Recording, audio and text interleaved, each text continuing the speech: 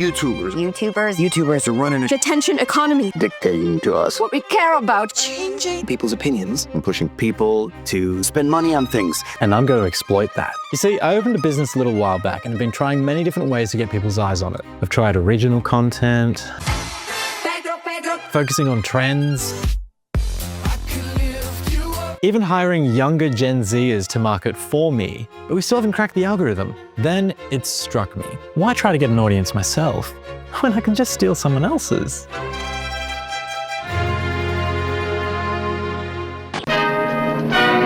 Look at these cars! Sydney's a thriving city that regularly garners visits from the rich and famous. As summer blew through, I watched some big names roll in. Speed, Vicstar, Schooner, Scorer. Now, I'm a bit of a small fry numbers-wise, so I couldn't exactly reach out directly to them, but a certain someone caught my eye. In a lorry. Finishing touches.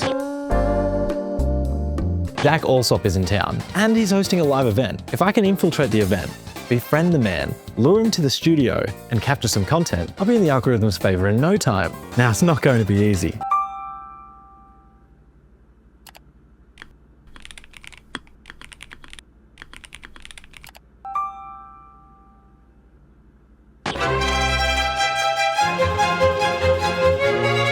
The next steps were to gain trust and build rapport, so I packed up my gear and headed over to the venue. I met up with Zach and he was an absolute chiller, really down to earth and excited to meet his community from the other side of the world. But first we had to get the event set up. It's about 45 minutes till the documentary is meant to be showing. The audio doesn't work. There's no bar stuff. I've got this big speaker and that doesn't work. Am I stressed? Yes. Am I excited? No, not really anymore. What if 80 people show up and we're just all crowding around this? That's how I feel right now. I was suddenly promoted to AV technician and ran around the building trying to find a solution to get sound and video going. As more people arrived and tension started to build, ladders and cables were flying left and right, till finally, we sorted a plan. 2 laptops, one sorting audio, the other video, and me hitting play and somehow incorporating the delay into my spacebar pressing. But we may as well get on with it because I feel like this fight's going to take about 15 minutes. It would all come down to this. One opportunity to prove my worth. It was literally life or death. And it worked! What followed was a great event, a really interesting video from Zach, and plenty of new connections. Something like this could never be made for TV. Like, never, ever, ever. I really like it, I'm really proud of it, and I think it deserves to be seen by some trustworthy people.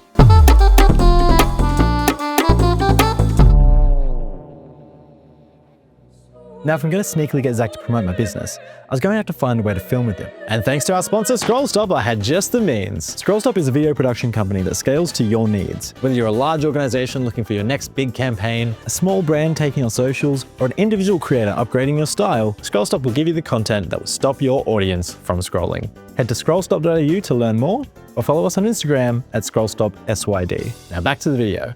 Now, I was looking through the footage from the other night, and I noticed that we never filmed an outro, an essential ingredient for any top quality piece of content. So I shot Zach a message suggesting that he swing by the studio to film it while his thoughts were still fresh. And with that, the trap was set. So I think it went well, but my opinion doesn't really matter. So what about the man himself? Can you welcome Zach Alsop to the studio, everybody? Woo!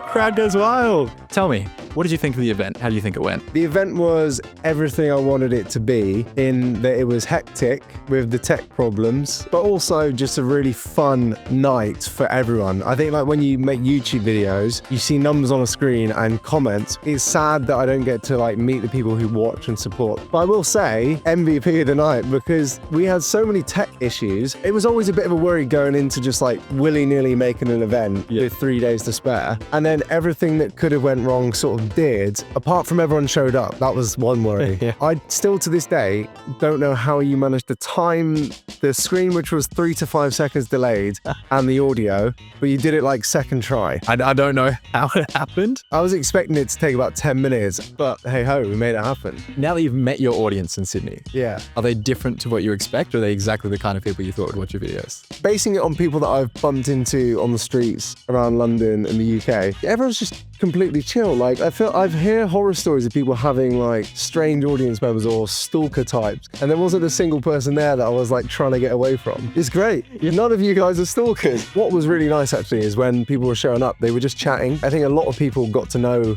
each other like very well. And by the end of the night, I was meeting groups who had met at the start of the night who were just like, yeah, we're boys now. So it was very wholesome. For me at the start of the year, I wanted to be more connected to the community of people who watch. It ticked all those boxes for me, and I want to get better at public speaking, and I would do it if I just broke even on it. I think it's just great that people can all come together in one room. Speaking of events, one of your fellow YouTubers is here in Sydney next month, right, Matt? Yes, yeah. Yeah. What we both realised is that the Aussies get forgotten about quite a lot because you are so far away. When people do show up, people show out for it. That was both our theories, and I think like I found that I've got a huge Australian audience, which I just never really thought I would have. Now, the real question is, do you think you'd get me backstage at his show? Ooh, I can certainly ask the question. Max is quite particular with these things. I didn't even get guest list to his recent show in London. His first tour, I was backstage, we hugged, he cried, I shed a few tears. It was like dead emotional, the final stop. And on this one, he was fucking all Hollywood on me. I will text him for you because you've done me a massive favor. I will not sugarcoat what he says. I expect a harsh rejection, and I'll be surprised if I get anything else. I've got amazing services I can provide, you know, so. Absolutely, yeah, no, it's a good shout. I think, you know, when you offered your services, I was like willing to pay, but the fact that we just hung out and you offered to get paid in beers, I was like, well, you're definitely a normal bloke then. Yeah, I'll make sure he knows. Okay, amazing. Thank you. It's a deal. It's a deal. It was an honor. Thank you very much again. Thank you. And yeah, I'm sure when I'm next around in Sydney, which I'll definitely come back to because I fucking love it here, I'll give you a shout. A successful operation by all means. Content was gathered, new connections fostered, and even a bit of YouTube history claimed for the studio. Now, all jokes aside, it really was a pleasure to host Zach, and he's one of the most genuine creators I've ever worked with. If you don't know who he is, be sure to check out his socials at the links in the description. And as for us, we'll be telling some more exciting stories soon. So make sure to hit that subscribe button, like the video if you had some fun, and keep an eye out for what's next.